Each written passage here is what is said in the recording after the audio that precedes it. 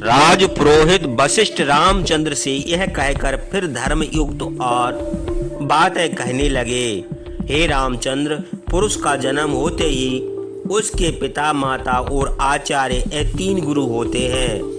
हे पुरुषश्रेष्ठ, पिता और माता पुरुष को उत्पन्न करता है और आचार्य ज्ञान देता है, इसी से ये 3 गुरु कहलाते हैं। मैं तुम्हारे पिता का आचार्य हूँ और तुम्हारा भी आचार्य हूँ। यदि मेरी बात मान लेने से तुम सज्जनों की गति से भ्रष्ट नहीं हो सकते। ये तुम्हारे सभासद सजातीय और अधीन राजा हैं। इनकी प्रार्थना मान लेने से भी तुम सज्जनों के मार्ग से भ्रष्ट नहीं हो सकते। तुम्हारी वृद्ध माता बड़ी धर्मचारिणी है, उनकी आज्ञा मानना तुमको उचित है। उनकी आज्ञा पालन करने से तुम्हारी सद्गति नष्ट नहीं हो सकती। हे सत्य पराक्रमी रामचंद्र, भरत तुमसे प्रार्थना कर रहे हैं। ये तुम्हारे आत्मा के समान है, उनकी प्रार्थना स्वीकार करना तुमको उचित है। इस प्रकार गुरु वशिष्ठ के मधुर वचन कहने पर पुरुष श्रेष्ठ रामचंद्र ने उत्तर दिया, हे महर्षि, माता और पिता पुत्र के साथ जो बर्ताव करते हैं उनका बदला नहीं दिया जा सकता।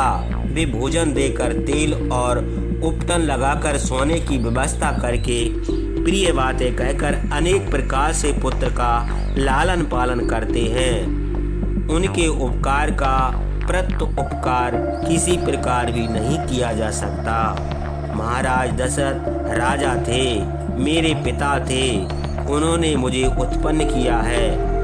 यदि उन्होंने मुझे जो आज्ञा दी है उसे मैं मिथ्या ना करूँगा। रामचंद्र की यह बातें सुनकर भरत को बड़ा दुख हुआ।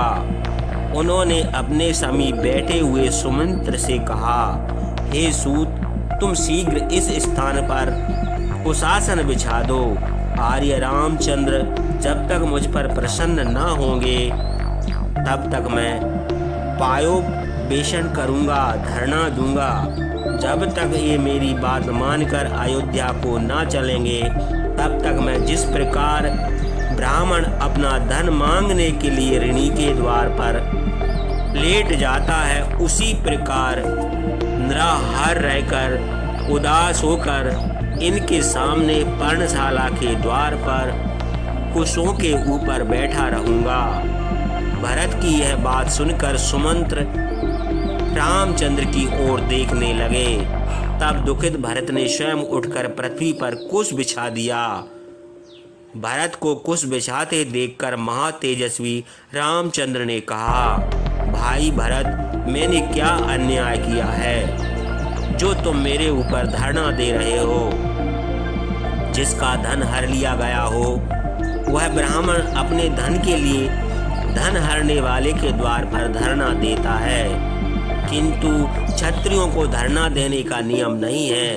यतएव हे पुरुष श्रेष्ठ, इस कठोर व्रत को त्याग कर उठो और शीघ्र से अयोध्या